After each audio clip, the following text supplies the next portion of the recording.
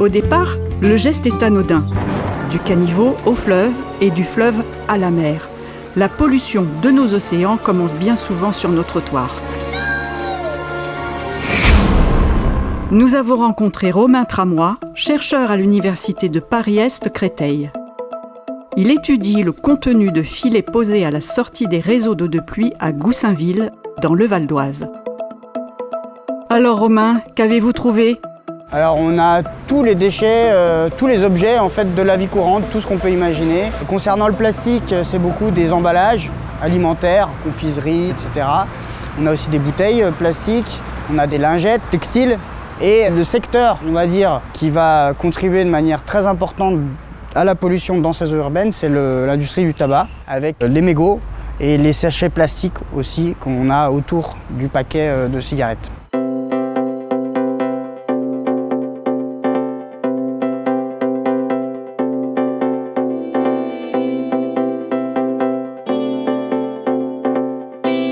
On utilise une classification internationale avec plus de 200 catégories, dont environ 125 catégories plastiques. On compte ensuite chaque déchet en fonction de la catégorie à laquelle il appartient, ce qui nous permet de faire des top 10 de déchets en nombre.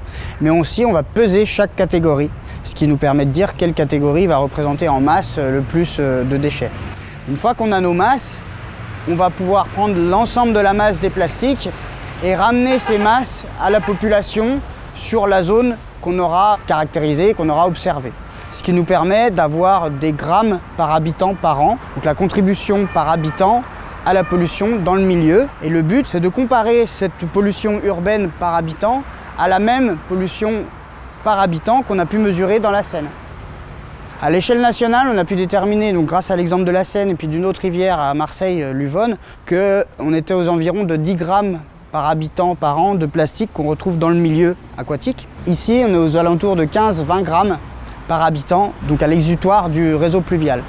Donc il nous fallait des outils, des dispositifs qui nous permettent de capter ces flux en partie. Et c'est là donc qu'on a pu rencontrer Polystock, qui a installé des filets un peu partout en France, dans différentes collectivités, avec des mailles plus ou moins grandes qui vont de quelques millimètres à quelques centimètres. Donc voilà, les collectivités vont pouvoir utiliser ces données, on va pouvoir utiliser ces données à l'échelle nationale, internationale, pour essayer d'améliorer la réglementation.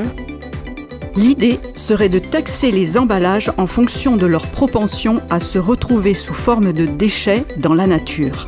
Prendre la nature pour une décharge, vous, je ne sais pas, mais moi, ça m'énerve.